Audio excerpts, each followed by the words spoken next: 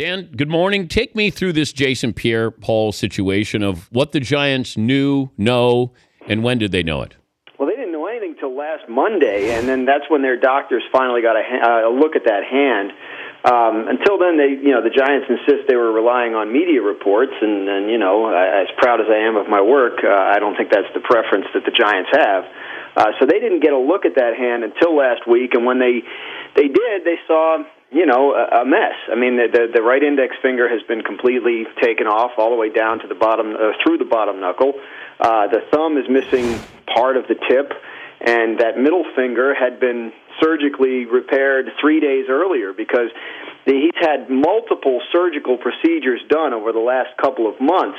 And he had severe deep burns and skin grafts, and apparently the way those are repaired is from the inside out. So if you have to repair the finger at several different levels, you have to let one surgery heal before you can do the next one, and so that's why he's still having procedures 2 months later. But so what they saw was not a hand that they felt comfortable putting out there on the field, especially for the money that they would be paying Jason if he signed that franchise tender.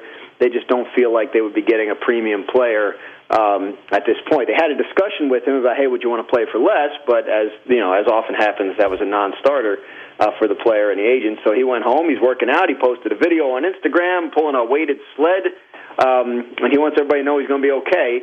The Giants still aren't sure whether or when he is. Do you think he plays this season for the Giants? I have thought so all along because it seemed like there was optimism from his side, but what changed last week was pessimism from the Giants side. And because they're involved in that decision, I'm now less certain. If they're not going to be willing to put him on the field, then it really doesn't matter what he's saying or how good he feels about his chances. So I think probably 50-50 at this point that he plays at all this year, and I think they would have to see something that constituted improvement here in the next 5 or 6 weeks before they decided to put him on the field. But how are you able to sort of break this down and look at what his football abilities will be or how he'll be compromised? I don't know if there's somebody else you can compare this to. If there were, I would have talked to them by now and written about it. That's the problem. There's no precedent for this. I mean, a pass rusher, the Ronnie Lott situation, that's stuff of legend, is not similar. I mean, that was the tip of a finger and, a different position. I mean, how does a right defensive end that engages with the left tackle routinely on every single play and starts with his right hand on the ground, how does he adjust when the right hand is so badly damaged? How does that affect his ability to beat blockers and get back to the quarterback? How does it affect his ability to tackle someone? Yeah. People close to him say it doesn't matter. He's fast. He's huge. He's got all this athletic ability, but there has to be some aspect of it that is going to be more difficult for him. And anything, the point of Jason Pierre-Paul is not, can he play? It's can he be great? The Giants are loaded with average pass rushers. They don't need another one.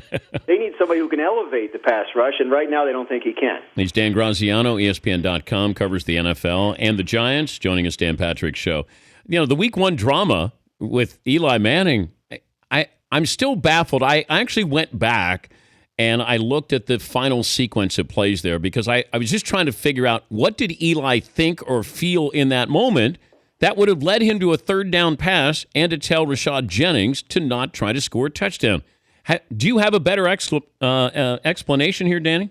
Well, he didn't want him to score. Go back to their last Super Bowl. They remember they told Ahmad Bradshaw not to score, and then he accidentally did, which was weird to me because they were losing at the time.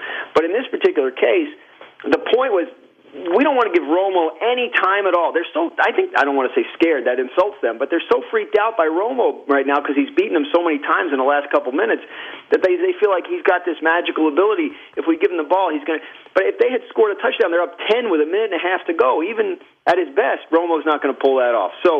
But Eli's saying, let's give him as little time as possible. He miscounted the timeouts. He thought there had been a timeout after the first down play to Beckham, but where they declined the penalty. He didn't realize the clock stopped on a declined penalty in the last 5 minutes. No one did. That rule was clarified later that night for all of us. But so he thought if Jennings doesn't score on first down and second down, that gives us 80 seconds off the clock. So or 40 seconds because the second down would have had a timeout. So Eli was shocked when the Cowboys were able to call a timeout after second down, and then I think that rattled him. In terms of throwing on third down, Everybody admits it was a mistake. In the moment, I think the thought was the Cowboys are sure we're going to run. They'll send the house. Our tight end will get open. We'll have an easy completion. But the Cowboys didn't. They kept someone back in coverage, and that ended up throwing him off. And then obviously in the heat of the last possible moment, he needs to take a sack there and let the clock keep running instead of throwing it out the back of the end zone. Unbelievable. Yeah. Who's taking the heat? Of mistakes. Who's taking the heat between Eli and Coughlin? Well, if you saw the New York Post yesterday. I did.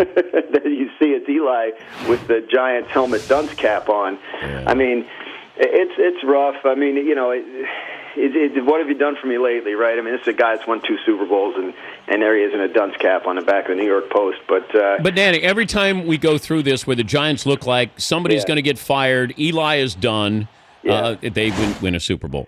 Well, you say every time, but you're talking about twice, and you're talking about twice with a group of people that's really not there anymore other than Eli. This is a different group and a rebuilding group, and we'll see. But the problem is that was a game they had in their hands. Oh man, they really shouldn't have. They didn't really play well enough to win that game. They got some turnovers. They were going to steal one, and then they lost it. And now you go forward thinking, well, what are we going to do if we play badly? We're not in position to steal one. So.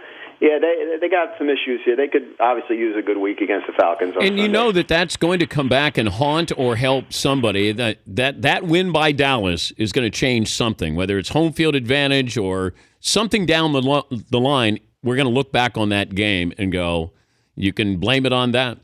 Well, what a nice cushion for Dallas now without Des Bryant for the next couple of months. Right now they have a win, and they would feel a lot worse about things if they were 0-1. Good to talk to you, Danny. Same to you, Dan. Take care. Dan Graziano covers the Giants, covers the NFL for ESPN.com.